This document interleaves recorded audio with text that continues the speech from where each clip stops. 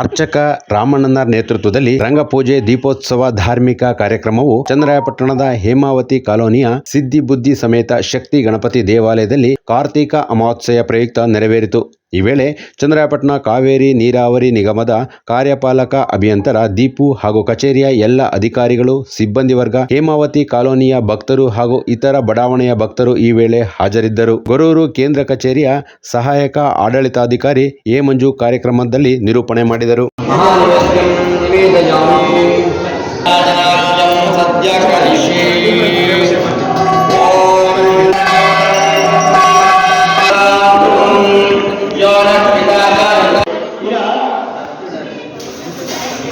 ಸಹಾಯವನ್ನು ಮಾಡಿದ್ದೀವಿ.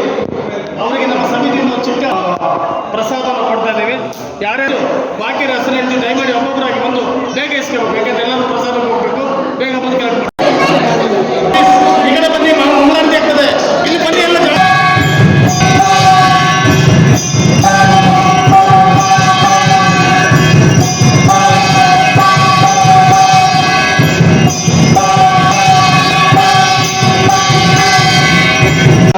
ಆಮೇಲೆ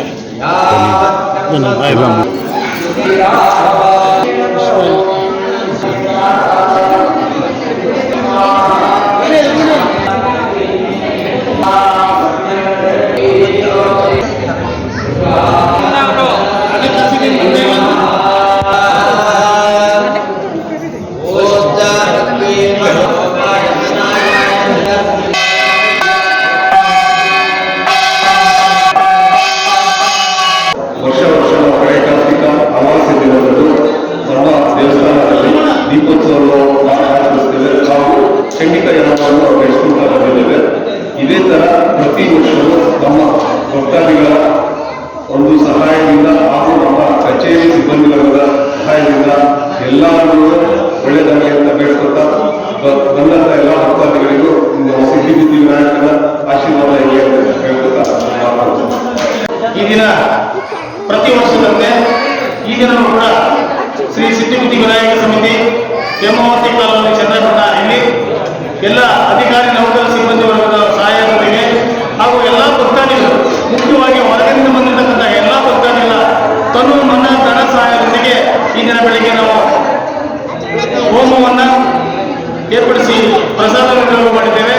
ಹಾಗೆ ಈ ದಿನ ಸಂಜೆ ಎಲ್ಲ ಭಕ್ತಾದಿಗಳ ಸಹಾಯದೊಂದಿಗೆ ದೀಪೋತ್ಸವವನ್ನು ಮಾಡಿ ರಂಗಪೂಜೆಯನ್ನು ಮಾಡಿ ಪ್ರಸಾದವನ್ನು ವಿತರಣೆ ಮಾಡ್ತಾ ಇದ್ದೇವೆ. ಈ ಒಂದು ಸಹಕಾರಕ್ಕೆ ಶ್ರೀಯುತ ದೀಪು ಸರ್ ಅವರು ಕಾರ್ಯಪಾಲಕ ಕೇಂದ್ರ ಸ್ಥಾನಕ್ಕಿಕೊಂಡು ಎಲ್ಲ ತನುಮನ ಧನ ಸಹಾಯದೊಂದಿಗೆ ಜನಗಳನ್ನು ಕ್ರೋಢೀಕರಿಸಿ 3 ದಿನಗಳು ಕೂಡ ಸತತ ಪ್ರಯತ್ನದೊಂದಿಗೆ ಎಲ್ಲ ಒಂದು ಸೇವೆಯನ್ನು ವ್ಯವಸ್ಥೆ ಮಾಡಿದ್ದಾರೆ. ರಂಗಪೂಜಾ ಮಹೋತ್ಸವ ದೇವರ ಗರ್ಭಗೃಹದಿಂದ ಆರಂಭಿಸಿ ದೇವರ ಧ್ವಜದ ತನಕ ಆಚ್ಛಾದಿತ ಹಲಗೆಯನ್ನು ಹಾಕಬೇಕಂತೆ. ತೊಳೆದಂತಹ ಹಲಗೆಯ ಮೇಲೆ ಶುದ್ಧ ವಸ್ತ್ರವನ್ನು ಬಿಡಿಸಬೇಕಂತೆ. ಶುದ್ಧ ವಸ್ತ್ರದ ಮೇಲೆ ಬಾಳೆ ಎಲೆಯ ತುದಿಯನ್ನು ಕೆಳಮುಖವಾಗಿ ಹಾಕಬೇಕಂತೆ. ಲಿಂಗಾಕಾರವಾಗಿ ಅನ್ನದ ಮುದ್ರೆ ಅಥವಾ ಪಂಚಕಜ್ಜಾಯ ಇತ್ಯಾದಿ ದ್ರವ್ಯಗಳನ್ನು ಲಿಂಗಾಕಾರವಾಗಿ ಹಾಕಿ ಅದರ ಮೇಲೆ ಲಾಜ ಅಪೋಪೈ ಅಂತ ಹೇಳುವ ಹಾಗೆ ಆ ವಿಶೇಷವಾಗಿ